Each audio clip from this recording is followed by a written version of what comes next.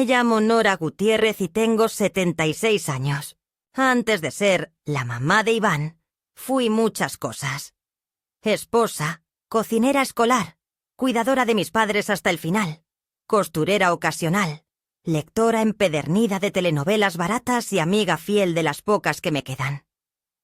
Pero hoy soy, ante todo, una mujer cansada. Cansada no solo del cuerpo. Eso ya lo traía desde que la cadera me empezó a fallar hace unos inviernos. Sino del alma, de la mirada rota en el espejo que cada día me devuelve la imagen de alguien que ya no pertenece. Dicen que la vejez es una etapa de descanso, de cosecha, de sabiduría. A veces lo repiten en los folletos del Seguro Social o en los programas matutinos con mujeres jóvenes que hablan con ternura forzada sobre nuestros viejitos. Pero nadie te prepara para sentirte invisible en tu propia casa, en medio del comedor que una vez tú ayudaste a amueblar, donde tus fotografías desaparecieron de un día para otro, sin que nadie te explicara por qué. Cuando murió Enrique, mi esposo, hace ya más de 20 años, me quedé sola con Iván, nuestro único hijo. Tenía apenas 17 años y una rebeldía difícil de abrazar. Yo trabajaba en la cocina de la primaria Benito Juárez, donde servía desayuno a más de 300 niños cada mañana. El sueldo era mínimo, pero con eso, y algunas tandas que organizábamos entre compañeras, logré sostener la casa y sus estudios. Recuerdo las madrugadas en que dejaba el nixtamal listo mientras Iván dormía profundamente, sin sospechar que yo salía antes del alba para alcanzar a tomar el camión. Y aunque muchas veces regresaba tarde, agotada, con la espalda húmeda del calor de los fogones, me bastaba verlo comer bien para sentir que todo valía la pena. No me quejo de haberme sacrificado. Nunca lo haría. Amar a un hijo es así. Se da sin medida. Se entrega lo mejor. Incluso cuando no se recibe nada a cambio. Con los años, Iván se convirtió en hombre. Se casó con Leticia, una muchacha muy guapa, aunque siempre sentí que me miraba como si yo fuera una nota al pie, una sombra. Jamás me enfrentó. Nunca fue grosera, al menos no al principio. Pero había algo en su voz cuando decía suegra, que sonaba más a obligación que a cariño. Yo no dije nada. Cuando nació Julián, mi nieto, sentí que la vida me regalaba una segunda oportunidad. Me ofrecí a cuidarlo mientras ellos trabajaban. Dejé mi trabajo en la escuela y me mudé a su casa. «Aquí tendrás tu cuarto, mamá. Ya no estarás sola», me prometió Iván. Y yo, tan necesitada de pertenecer, de volver a escuchar risas en los pasillos, acepté con gusto, llevando mis pocas cosas y una caja con documentos y fotografías que eran todo mi mundo. Al principio me sentí útil, hasta querida.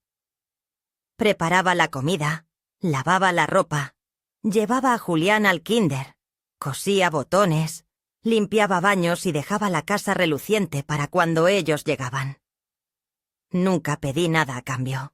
Mi única exigencia era que me dejaran hacer café con canela por las mañanas, como lo hacía Enrique.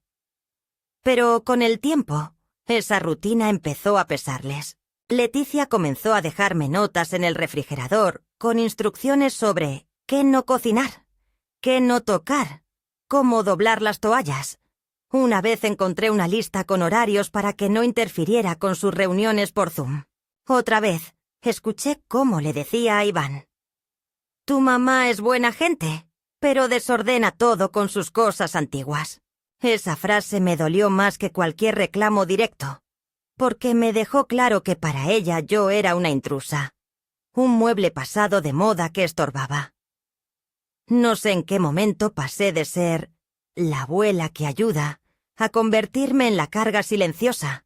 Quizá fue cuando me enfermé una semana y Leticia tuvo que faltar al trabajo. O cuando un día, sin querer, rompí una taza de cerámica que le había regalado su hermana. Desde entonces, cada cosa que hacía parecía estar mal. Me regañaban por no separar bien la basura, por no usar la sal rosa del Himalaya, por repetir las mismas historias del pasado. Pero lo que más me hirió fue cuando Iván empezó a hablarme con impaciencia. A veces usaba un tono que no reconocía en él. Un tono que me recordaba a los supervisores de la cocina cuando nos gritaban por servir raciones demasiado generosas. Un día, sin que lo esperara, me pidió que le diera acceso a mi cuenta de ahorro. Dijo que era para optimizar gastos familiares y que así todo estaría centralizado. Me dio un papel y dijo: «Tú solo firma, mamá. Es por tu bien». Yo firmé. Siempre confié en él. Era mi hijo. Después de eso, mis finanzas desaparecieron de mis manos. Ya no tenía tarjetas, ni acceso a mi estado de cuenta. Cuando preguntaba por mis depósitos, Iván me respondía con frases como: «Todo está bajo control», o «Confía en mí, mamá, no tienes que preocuparte por eso». Yo quería creerle. Me decía que mientras tuviera un techo y comida caliente, estaba bien. Pero la comida ya no era mía. A veces no me servían lo mismo que a ellos. Leticia decía que era por mi presión, por mi azúcar, que mejor comiera pollo hervido y verduras. A veces me preparaba un plato aparte, sin sal, sin sabor, sin amor. Empecé a comer sola, en mi cuarto, en una mesita que había sido del taller de costura. Julián venía a verme a escondidas y una vez me dijo: «Abue, ¿por qué tú comes diferente?». Yo no supe qué responderle. Solo le sonreí y le dije: «Porque ya soy vieja, mijo, y los viejos comemos distinto». Pero no era la vejez, era la exclusión. Lentamente fui desapareciendo de las conversaciones, de las decisiones, de los espacios comunes. Ya no me consultaban nada, ni siquiera si quería acompañarlos a las fiestas. Me dejaban encargada de la casa mientras ellos salían. Incluso Leticia empezó a decir frente a visitas que tener a la suegra es útil, aunque a veces cuesta caro. Esa frase se me clavó como una espina. ¿Caro? ¿Yo? Después de darles todo, después de entregar mis ahorros, de renunciar a mi independencia, de dejar atrás mi casa donde viví 40 años, a veces me sorprendía llorando por las noches, no por tristeza, sino por rabia contenida. Una rabia que no sabía expresar, porque me enseñaron que las madres se callan, que las abuelas no se quejan, que lo importante es la familia, cueste lo que cueste. Y costó. Me costó todo. Hasta que un día, la línea se cruzó. Un día en el que ya no pude más. El día en que mi hijo me gritó esas palabras que jamás olvidaré. Si no pagas, no comes. Ahí supe que algo dentro de mí, algo viejo pero terco, aún vivía. Algo que no iba a morir callado. Era miércoles, un día común, uno de esos en los que el sol parece salir sin ganas, arrastrando sus rayos entre las cortinas del comedor como si también estuviera cansado. Yo me había levantado temprano, como siempre, antes que todos. El cuerpo ya no necesita despertador cuando ha vivido tanto tiempo al servicio de otros. Me preparé mi café con un poco de canela, en silencio, procurando no hacer ruido con las tazas, porque Leticia decía que la despertaban. La casa estaba en calma, aún dormida, pero yo ya había puesto los frijoles en la olla, el arroz en remojo, y estaba sacando la pechuga del congelador cuando noté que la lonchera de Julián seguía sobre la mesa. Miré el reloj. Faltaban 15 minutos para que sonara la alarma de Iván. Si no se la llevaba, pasaría hambre todo el día, y aunque Leticia decía que en la escuela venden cosas, yo sabía que a veces mi nieto prefería no comer nada antes que gastar lo poco que le daban. Así que, sin pensarlo, abrí la lonchera. Le preparé un par de tortas de jamón con queso, un poco de fruta, una servilleta doblada como me enseñó mi madre, y un mensaje escrito a mano. Para que recuerdes que la abuela te quiere. Cerré la tapa, me puse un suéter y salí con paso lento pero firme rumbo a la escuela. Caminé 4 cuadras, cruzando la plaza donde solíamos llevar a Iván de pequeño, y llegué justo cuando los niños hacían fila para entrar. Una maestra joven, con expresión amable, me ayudó a entregarle la lonchera a Julián. Él me abrazó con fuerza, como si hubiera pasado una semana sin verme. «Gracias, abue», me dijo bajito. Leti se olvidó otra vez. Le acaricié la cabeza y volví a casa con el corazón cálido, como si el frío de la mañana no pudiera atravesar la ternura de ese momento. Pero al llegar, el aire era otro. Algo en la atmósfera había cambiado. Leticia estaba de pie en la cocina, en bata, con una taza de café humeante en las manos. Me miró como si llegara tarde a una cita que nunca me habían avisado. «¿Dónde estabas?», preguntó sin disimular la molestia. Le expliqué lo de la lonchera, que había salido a llevársela a Julián porque la habían dejado olvidada. Hizo una mueca de fastidio. «Nos hubieras dicho. No puedes salir así, sin avisar, sin celular. No estamos para estar cuidando a una señora mayor que se pierde por ahí». No respondí. Me fui directo a mi cuarto. Sentí un nudo en el estómago, pero no quise hacer escándalo. Pensé que todo se calmaría en el día. Me equivoqué. Esa noche, la tensión seguía latente. Durante la cena, serví arroz con pollo y sopa de calabaza. Me aseguré de preparar todo como a ellos les gustaba. Sin cebolla para Iván, sin sal para Leticia, y con chile separado para Julián. Pero cuando me senté en la mesa, no había plato para mí. Me quedé de pie, esperando, pensando que habría sido un descuido. Leticia sirvió los 3 platos, se sentó y no dijo nada. Ni una mirada, ni una palabra. Yo tomé un plato pequeño del mueble y comencé a servirme un poco de arroz, sin molestar, sin reclamar, como si no quisiera incomodar. Fue entonces cuando Iván me miró con esa expresión dura que no reconocía, la misma que había visto en otros hombres, pero nunca en mi hijo. «¿Y tú qué haces?», preguntó con tono seco. «Voy a cenar con ustedes», respondí, lo más tranquila que pude. «¿Con qué derecho?», soltó, como si yo fuera una extraña. Me quedé helada. Pensé que había entendido mal. «¿Cómo que con qué derecho, hijo?», pregunté suavemente. «¿No traes dinero a esta casa?», dijo clavándome la mirada. «No trabajas, no aportas, solo gastas. Si no pagas, no comes». La frase cayó sobre mí como una losa, no por el contenido, sino porque venía de su boca. De la boca del niño al que una vez llevé de la mano bajo la lluvia porque había olvidado su impermeable. Del mismo que lloró en mis brazos cuando murió su padre. Del mismo por el que dejé de dormir. De comprarme cosas. De vivir para mí. Me temblaron las manos. El arroz en el cucharón se deslizó de vuelta a la olla. No dije nada. Leticia no intervino. Julián bajó la mirada y fingió jugar con los cubiertos. Me senté lentamente en la silla más cercana, sin hambre ya, sin palabras. No sé cuánto tiempo pasó. Tal vez minutos, tal vez una eternidad.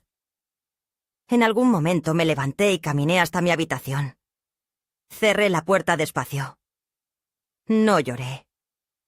Me senté en la cama, coloqué mis manos sobre el regazo y respiré hondo. Miré la mesita donde tenía un retrato viejo de Enrique con Iván de niño, sonrientes. Lo tomé y lo apreté contra mi pecho. Sentí que una parte de mí se deshacía, no por el hambre ni por la humillación, sino porque comprendí, por fin, que no había error. No fue un desliz, ni un mal día. Fue una verdad dicha en voz alta, una verdad que siempre estuvo allí, latente, disfrazada de amabilidad, de promesas, de cuidados a medias. Una verdad que se atrevieron a decirme solo cuando ya creían que no podía hacer nada. Me pasé la noche en vela. No comí. No encendí la luz. Recordé cada centavo que había puesto en esa casa. Cuando vendí mi casita en San Nicolás, deposité todo en una cuenta conjunta que Iván gestionaba. Él me decía que era para tener todo más ordenado, que así no tenía que preocuparme. Y yo le creí. El dinero no me importaba. Era mi hijo. Lo que importaba era sentir que había lugar para mí en su mundo. Pero ahora lo sabía. Ya no lo había. Y quizá nunca lo hubo. Solo fui útil mientras servía, mientras cocinaba, mientras callaba. Ahora era un gasto, una boca más, una carga. A las 3 de la madrugada, abrí mi antigua caja de madera donde guardaba papeles importantes, cartas, actas, escrituras. Entre ellas, encontré la copia de un poder notarial que Enrique había dejado, donde nombraba como contacto legal a su viejo amigo Rogelio Cañas, un abogado retirado, discreto, de los pocos hombres en quienes alguna vez confiamos. No lo había visto en más de 15 años, pero su número seguía ahí, escrito a mano con tinta azul. Lo memoricé en silencio. No estaba lista para actuar aún, pero la semilla había sido plantada. A la mañana siguiente, Leticia me saludó como si nada. Iván no apareció por la cocina. Julián me abrazó antes de ir a la escuela. Yo fingí normalidad. Hice el desayuno, lavé los trastes, barrí el patio. Pero dentro de mí algo se había quebrado, y al mismo tiempo, algo comenzaba a nacer. Una claridad que dolía, pero que me hacía sentir viva otra vez. Por primera vez en mucho tiempo, sentí que ya no estaba dispuesta a seguir así. No sabía aún qué haría, ni cómo. Pero algo era seguro. El silencio, ese silencio que me había protegido durante años, ya no me alcanzaba. El día después del grito no trajo redención. No hubo disculpas, ni explicaciones, ni siquiera miradas que insinuaran algún tipo de arrepentimiento. El sol salió igual que siempre, arrastrando su luz por la cocina y tiñendo de ámbar el azulejo viejo, como si el mundo no hubiera escuchado nada. Pero yo sí, y aunque el resto de la casa se empeñaba en mantener su rutina intacta, Leticia preparando su smoothie de espinacas sin azúcar, Julián buscando su cuaderno perdido, Iván encerrado en el cuarto con el aire acondicionado encendido y la puerta atrancada por dentro. Algo en mí había cambiado, se había endurecido, no por rabia, sino por una fatiga que ya no podía disimularse. Preparé café, pero no para todos, solo para mí. Dejé la olla en la estufa y regresé a mi habitación, cerrando la puerta con la suavidad que tienen las cosas definitivas. Me senté frente al espejo redondo que colgaba sobre mi tocador. Allí estaban mis peines, mis cremas, las mismas que usaba desde hacía años, un frasquito de perfume medio evaporado y una libreta vieja que usaba para anotar las cosas que no quería olvidar. Esa libreta se había llenado de nombres de medicinas, citas con el doctor, recetas que ya nadie me pedía. Pero ese día empecé una nueva página. Escribí la fecha y debajo una frase. Hoy comenzó mi silencio real, porque sí, había decidido no hablar más. No discutir, no suplicar, no justificarme.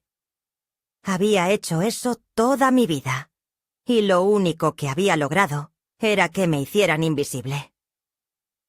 El silencio, bien usado, también puede ser un arma, un modo de resistencia. Ese día me vestí con mi ropa más sobria. Recogí mi cabello como lo hacía en los años 70 cuando trabajaba en la cocina comunitaria. y caminé hasta la caja de madera donde guardaba lo poco verdaderamente mío. Documentos, una cadena de oro de mi madre, cartas que me enviaba Enrique cuando estaba en servicio militar. Allí encontré lo que necesitaba. La escritura de la casa que había vendido para el bien de todos, los recibos de los depósitos que hice a la cuenta de Iván y, lo más importante, el número de Rogelio Cañas. El teléfono sonó 3 veces antes de que contestara una voz pausada, más áspera que la que recordaba, pero aún reconocible. «Licenciado Cañas, soy Nora Gutiérrez», dije, midiendo las palabras como quien no quiere que se le escape la dignidad en una sola sílaba. Hubo una pausa breve, luego una exclamación cálida. «Doña Nora, qué gusto escucharla. Pensé que se había olvidado de los vivos». Le conté sin demasiados detalles que necesitaba una asesoría urgente. No le hablé aún de gritos ni de hambre. Solo le dije que tenía documentos que revisar y que necesitaba su opinión sobre un par de firmas que, sospechaba, habían sido obtenidas bajo presión emocional. Me citó para el viernes siguiente en su pequeño despacho, el mismo de siempre, en la calle Lerdo de Tejada. Colgué el teléfono y por primera vez en muchos meses sentí que algo se acomodaba dentro de mí. No era alegría ni alivio, pero sí una especie de centro, como si mi columna vertebral, tantas veces doblada, hubiera recordado su propósito. Los días siguientes se volvieron una coreografía de indiferencia. Leticia no volvió a hablarme más allá de lo estrictamente funcional. Me dejaba notas en el refrigerador. Recoger ropa. No usar la lavadora en la tarde. Julián tiene tareas. No hace ruido. Iván ni siquiera eso. Caminaba por la casa como si yo no existiera. Como si cada paso suyo fuera una afirmación de dominio. Yo no respondía. No replicaba. No pedía nada. Solo observaba. Observaba cómo usaban mis cosas, cómo ocupaban los espacios que yo había contribuido a construir, cómo hablaban de dinero en la mesa como si ese capital hubiera caído del cielo. Una noche escuché desde mi cuarto una conversación entre ellos. Leticia decía: «Tu mamá ya ni cuenta se da. Es mejor que no le demos acceso a nada. Si pregunta, dile que estás ahorrando. Total, ¿qué va a hacer?» Iván respondió algo que no logré oír, pero ambos rieron. Esa risa me caló más hondo que el insulto. Rieron de mí, de mi ceguera voluntaria, de mi obediencia inútil.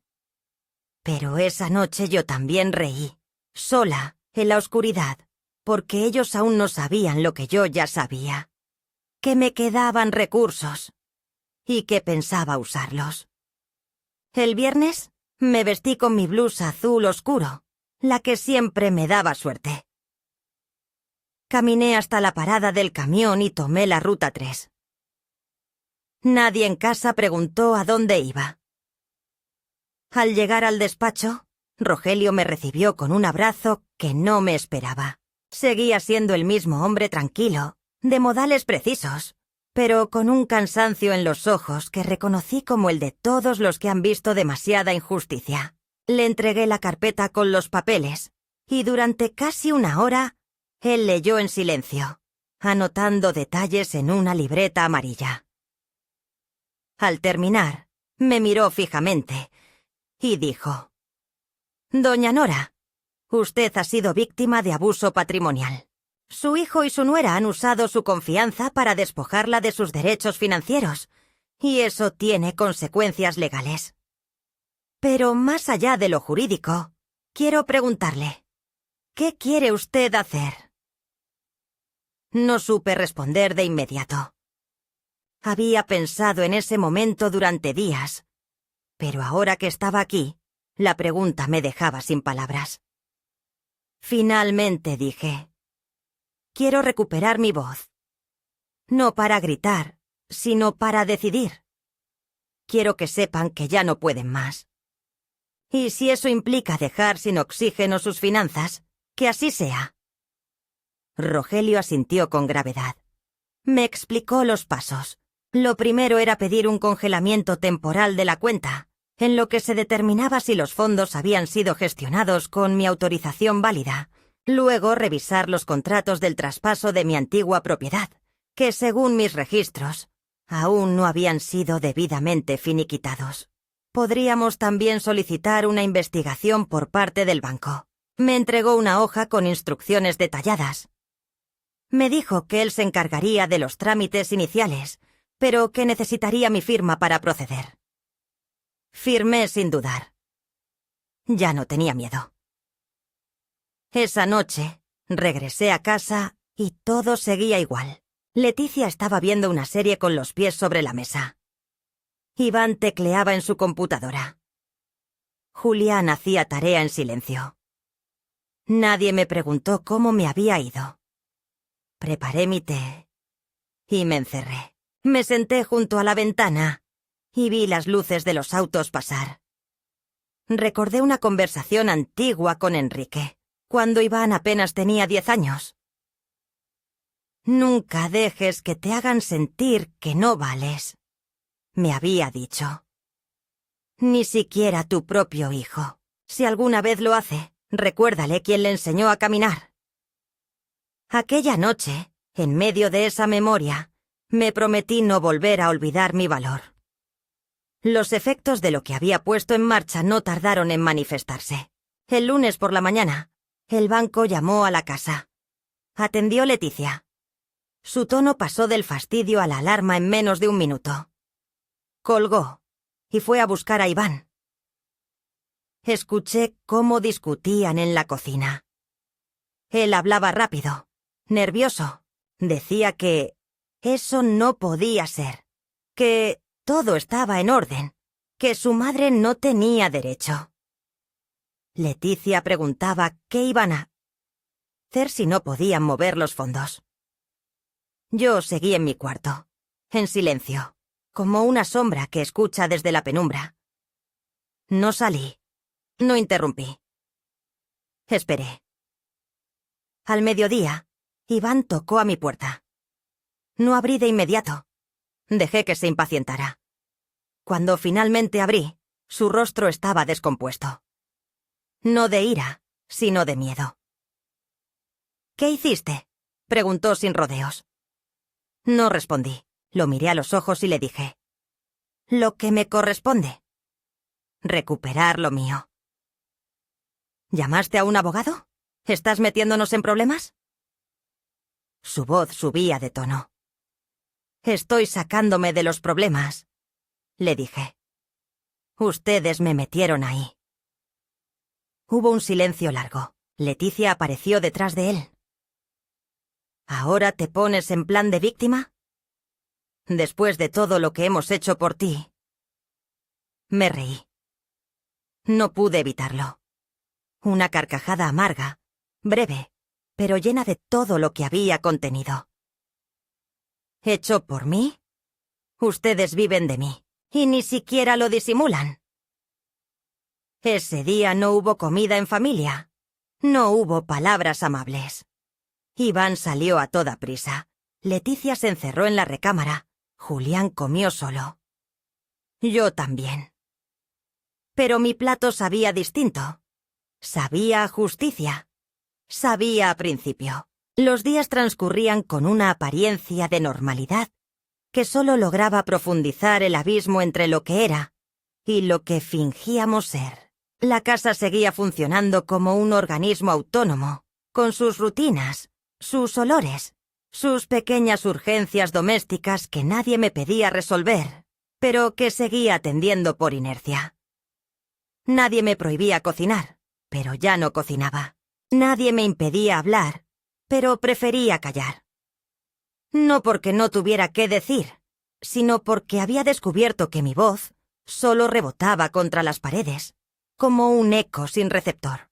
Leticia continuaba con su andar de reina fatigada, de señora de la casa sin tiempo ni memoria.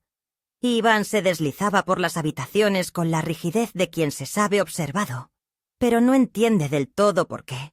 Julián era el único que todavía me tocaba el hombro al pasar, el único que bajaba la voz para preguntarme si quería un poco de su jugo o si me dolía la espalda. Esa ternura, tan escasa y tan furtiva, era lo único que me mantenía aún en pie, lo único que me recordaba que alguna parte de mí todavía merecía ser cuidada. Una tarde de sábado, mientras Leticia dormía con una mascarilla blanca que la hacía parecer una estatua de mármol agrietado, Iván estaba encerrado en su estudio peleando por teléfono con alguien del banco. Me senté en el jardín trasero con mi caja de fotografías. Era algo que no hacía desde hacía años. Dentro, entre papeles amarillentos, sobres rotos y postales de tiempos que ya no existen, estaban las pruebas de mi vida. Yo de joven, con trenzas y uniforme de cocina. Enrique cargando a Iván recién nacido. Mi madre de pie junto a una máquina de biotsonto. Coser sería pero viva. Miré cada imagen como si fuera una reliquia de una fe ya perdida. Y sin embargo, al tocar esos rostros, algo comenzó a encenderse dentro de mí. No era nostalgia. Era otra cosa. Era la certeza de que todo lo que fui, todo lo que di, aún vivía en mí, aunque esta casa, que ayudé a construir, me negara un lugar digno dentro de sus paredes. Aquel día, mientras el viento arrastraba hojas secas y el sol se colaba por entre las rendijas de la barda, me pregunté por primera vez en mucho tiempo qué había sido de mi vida. ¿Cuándo había dejado de ser Nora y había pasado a ser simplemente la mamá? ¿Cuándo fue la última vez que alguien me preguntó qué quería para mí, no para los demás? Enrique solía decir que una mujer sin voluntad propia era como una olla sin tapa. Hervía, pero siempre se evaporaba. Y yo me había evaporado durante años, lentamente, invisible, útil solo mientras había sopa que servir o ropa que doblar. Pero ese sábado no lloré. Esa tarde, mientras sostenía una foto de mi boda, en blanco y negro, con mi vestido sencillo y mis ojos llenos de fe, supe que no estaba rota. No aún. 2 días después, Rogelio me llamó. Había revisado los documentos con minuciosidad, y su voz sonaba más grave que de costumbre. Me explicó que los traspasos de fondos realizados desde mi cuenta al negocio de Iván no contaban con la debida autorización legal. Eran movimientos irregulares. La firma digital que aparecía en varios documentos no coincidía con mi registro oficial. «Esto, Nora, es serio», dijo.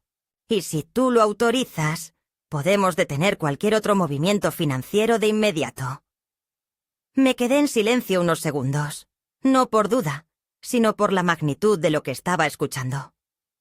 Durante años pensé que había cedido voluntariamente, que todo lo que perdí lo hice por amor. Pero no, no fue amor. Fue manipulación. Fue abuso de confianza. Fue traición. Y esa revelación no me destrozó, como habría esperado, sino que me estructuró. Me dio forma nuevamente. Me devolvió los huesos que había perdido en el sopor de la obediencia. «Proceda», le dije. Rogelio no preguntó más. Entendía. No necesitaba que yo gritara, ni que explicara con lágrimas lo que era evidente. Estaba lista. Esa misma noche ocurrió algo inesperado. Julián entró a mi habitación sin tocar, con los ojos rojos. Me asusté. Se sentó en la orilla de la cama y me abrazó sin decir palabra. Al cabo de un rato, me susurró al oído. «Escuché a mi papá decirle a mamá que tú nos estás saboteando, que te volviste en contra de la familia. Pero yo sé que no es verdad, abue. Yo sé que tú no harías nada malo». Le acaricié la cabeza como hacía cuando era pequeño y lloraba por alguna pesadilla. Quise decirle tantas cosas, pero no podía cargarlo con verdades que aún no podía procesar. Le dije solamente: A veces, lo correcto parece una traición cuando uno está acostumbrado a ser obedecido sin preguntas. Pero tú escucha tu corazón, mi amor. No dejes que te lo apaguen. Me miró con esa mezcla de confusión y sabiduría infantil que solo los adolescentes poseen, y asintió. Luego se fue, despacio, como si llevara consigo un secreto demasiado pesado para su edad. Esa fue mi media vuelta. No fue una gran confrontación, ni una pelea dramática. Fue un momento de absoluta lucidez. Entender que aún podía proteger algo, que aún podía decidir, que aún podía decir, basta. Ya no tenía miedo de sus silencios, ni de sus puertas cerradas, ni de sus cenas sin mi plato. No necesitaba su permiso para existir. Al día siguiente, antes de que saliera el sol, me levanté. Preparé un pequeño desayuno para mí y salí a caminar. Fui hasta el parque donde solía llevar a Iván en su infancia. Me senté en una banca oxidada y miré cómo el cielo cambiaba de color con lentitud. El aire era fresco. Olía a tierra húmeda y jacarandas. Cerré los ojos y me permití respirar hondo, como si el mundo no me debiera nada, y yo tampoco le debiera nada a él. En ese instante entendí que no era culpable, que ninguna madre debía ser castigada por haber amado demasiado, que ningún hijo tenía derecho a usar ese amor como moneda de cambio, y que la dignidad, esa palabra que tampoco usamos pero que tanto pesa, no era un lujo, sino una necesidad. Volví a casa cuando ya todos estaban despiertos. Leticia me miró con desconfianza. Iván ni siquiera saludó. Yo, por primera vez, no hice café para nadie. No pregunté qué querían desayunar. Me limité a observarlos en su caótica armonía, como una espectadora en una obra que ya no me incluía. No me dolió. No sentí rabia. Sentí distancia, y esa distancia me salvó. Esa tarde llamé nuevamente a Rogelio y le pedí que procediera con la revisión notarial del negocio de Iván. Quería saber hasta dónde había llegado su ambición. Rogelio accedió. Me pidió paciencia. Yo asentí. Tenía toda la paciencia del mundo ahora que sabía que el camino de regreso a mí misma ya había comenzado. Esa noche escribí en mi libreta: la mujer que se fue por amor ya no volverá. La que regresa lo hace por justicia. La vida tiene una forma extraña de devolverte al centro del escenario cuando menos lo esperas. Durante semanas había aprendido a habitar mi nuevo apartamento con un silencio distinto al que conocía. Uno que no dolía, que no oprimía, que no humillaba. En ese silencio comencé a recordarme cómo era antes de que la vida me hiciera útil, antes de que me transformara en esa figura funcional y borrosa que tan bien sabía manipular. Ya no me despertaban gritos, ni exigencias, ni cuchicheos detrás de puertas entreabiertas. Me levantaba a la hora que deseaba, preparaba mi café con canela y leía sin interrupciones, sin sentirme una molestia. Por primera vez en años, mi respiración no se sentía vigilada. Rogelio venía de vez en cuando a traerme noticias del proceso y de las cuentas. Me hablaba con ese tono pausado de quien ha visto muchas injusticias y ya no se asombra por ninguna. Según sus cálculos, las transferencias no autorizadas de mis fondos cubrían cerca del 70% de los gastos de la casa donde vivía Iván y el 80% del capital semilla que había sustentado el negocio de Leticia. No había un solo rubro, ni una sola remodelación, ni un solo centímetro cuadrado que no hubiera sido financiado por mí. Y aún así, durante años, comí en silencio arroz sin sal y pollo sin piel como si el derecho a un bocado digno me hubiera sido revocado por decreto. No tenía planes de volver a verlos, y no porque guardara rencor, sino porque había comprendido que la ausencia, en ciertas ocasiones, es la única forma de amor propio que queda. Pero fue Leticia quien apareció primero, sin previo aviso, una tarde de domingo. Llamó a la puerta como si viniera a visitar a una vecina cualquiera. Llevaba gafas oscuras, una bufanda de marca, los labios perfectamente pintados, pero las manos temblaban. No la invité a pasar. Me quedé en la puerta, de pie, esperando que hablara. No lo hizo de inmediato. Bajó la mirada y murmuró: «Necesitamos hablar, Nora». Su voz, acostumbrada a las órdenes y a las sugerencias veladas, sonaba ahora quebrada. La invité a sentarse en el banquito junto a las plantas. No por cortesía, sino porque el sofá de mi sala no era lugar para quienes intentaron borrarme. Me explicó, con rodeos y excusas, que el negocio de Iván estaba al borde del colapso, que habían intentado refinanciar la casa pero el banco exigía cofirmantes, que el círculo de inversores que había prometido grandes ganancias se había esfumado con los primeros intereses y que Julián, mi Julián, había comenzado a hacer preguntas incómodas que ellos no sabían cómo responder. «Vinimos a pedirte ayuda», dijo al fin. Me quedé en silencio, no por falta de palabras, sino porque las que tenía eran tan pesadas que necesitaban ordenarse antes de salir. La miré fijamente y respondí: «¿Ayuda? ¿Como cuando me dijeron que si no pagaba, no comía?» Leticia no supo qué contestar. Se removió incómoda en el banco. Bajó los ojos. Buscó en su bolso como si allí estuviera la excusa que redimiría años de desdén. «Cometimos errores», murmuró. «Iván no quiso que llegara tan lejos». Reí, pero sin alegría. Una risa seca, hueca. «No, claro que no. Él solo quiso todo, sin pagar el precio». Me pidió que al menos hablara con él, que lo escuchara. Acepté, no por piedad, sino porque algo en mí necesitaba cerrar ese círculo. Era una deuda conmigo misma, no con ellos. 2 días después, Iván vino a verme. Llegó con un ramo de flores. No sabía si para mí o para su culpa. Lo miré desde la ventana antes de abrir. Tenía la misma postura que de niño, cuando sabía que había roto algo valioso. Nos sentamos en la sala. Esta vez sí le ofrecí asiento. El sofá había sido testigo de muchas de mis lágrimas, y merecía escuchar también mis verdades. Iván no dio rodeos.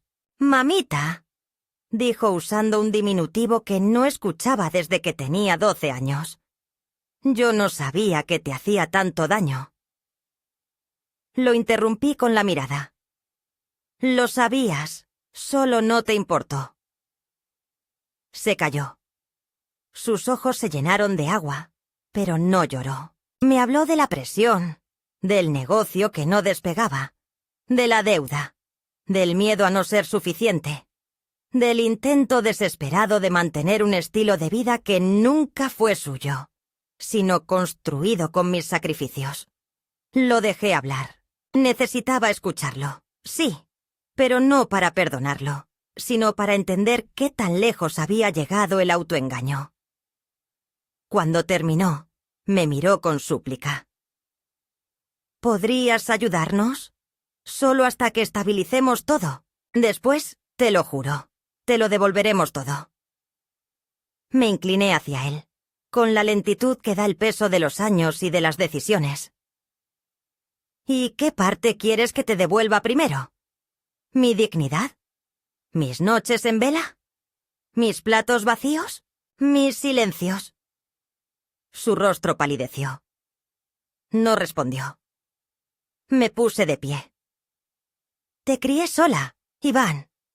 Tu padre murió cuando eras apenas un niño y nunca faltó un desayuno en tu plato. A veces era solo pan duro y café aguado, pero estaba hecho con amor y respeto. ¿Y tú qué hiciste con eso?» No esperaba respuesta, porque ya la sabía. Me acerqué a la repisa. Tomé un sobre sellado y se lo entregué. Dentro, los documentos que confirmaban que todos los bienes que alguna vez compartimos, la casa, el fondo, las inversiones, estaban ya fuera de su alcance, transferidos a una fundación que abrí en nombre de las mujeres mayores, sin voz, sin herederos, sin justicia. No habrá más dinero, Iván, pero tampoco habrá más silencio. Ese ciclo terminó. Me miró con una mezcla de incredulidad y admiración. No me suplicó.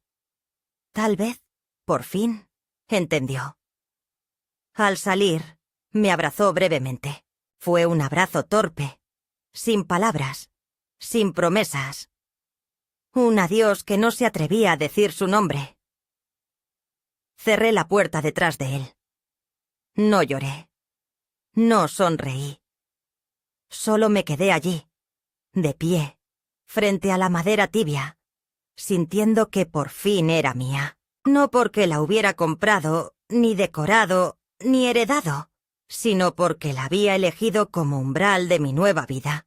A veces me despierto antes que el sol y me quedo mirando el techo, escuchando el goteo intermitente del grifo de la cocina, o el canto de un pájaro temprano que siempre se posa en la rama más alta del árbol frente a mi ventana. No pienso en lo que perdí, pienso en lo que logré sostener.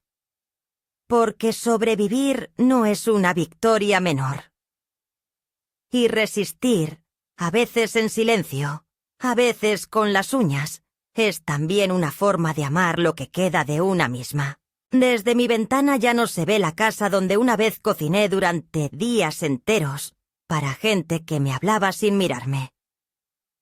No extraño ese comedor, ni esas paredes donde mis fotos desaparecieron de un día para otro.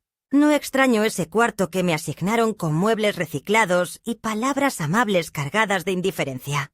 Aquí, en este espacio pequeño pero digno, todo lo que hay me pertenece. La taza con una astilla que aún uso cada mañana. La radio vieja que me acompaña con boleros de antaño. El mantel que bordé cuando tenía 20 años y aún creía que el tiempo iba a tratarme con ternura. Julián sigue viniendo. Llega los sábados con pan dulce o con libros que encontró en la secundaria y quiere que le explique.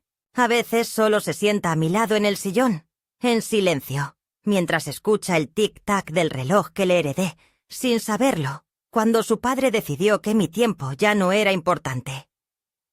No hablamos del pasado, no demasiado. Él sabe. Y yo también. Hablamos del futuro, de las universidades que le interesan, de los viajes que sueña hacer, de los poemas que empieza a escribir, tímidamente, como quien intenta nombrar el dolor con otras palabras. Una vez me dijo: «Abue, ¿sabes? Creo que la vida siempre pone a cada quien en su lugar, pero a veces lo hace muy tarde». Le sonreí sin responderle.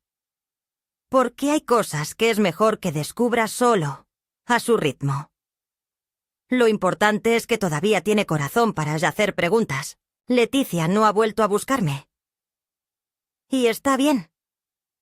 No espero disculpas. Sé que hay gente que no sabe vivir sin tener a quien culpar. Sé también que hay dolores que son tan grandes que prefieren volverse arrogancia antes que aceptar la vergüenza. Iván me escribió una vez. Una carta breve, sin adornos. Me agradecía. Me decía que entendía ahora muchas cosas. Que había comenzado terapia. Que estaba intentando ser mejor padre. La leí 3 veces y luego la guardé. No la respondí. No por rencor, sino porque hay silencios que ya no deben romperse. A veces el amor más puro es ese que ya no busca reconciliación, sino que respeta la distancia como único modo de no herir más. Rogelio me visita de vez en cuando. Nos tomamos un café y jugamos dominó. Se burla de mí cuando me gana, y yo lo acuso de hacer trampa, aunque sé que no es cierto. Se ha vuelto mi amigo, mi cómplice de esta nueva etapa. A veces hablamos de lo que podría haber sido si nos hubiéramos conocido en otro tiempo.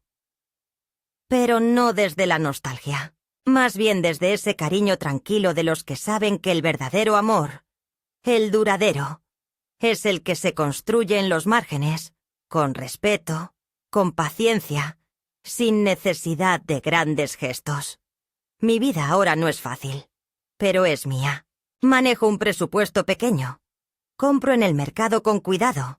Estiro los centavos como lo hacía cuando Iván era pequeño, y los frijoles rendían para 3 días. Pero cada comida que preparo tiene sal, tiene sazón, tiene intención. Nadie me dice lo que puedo o no comer.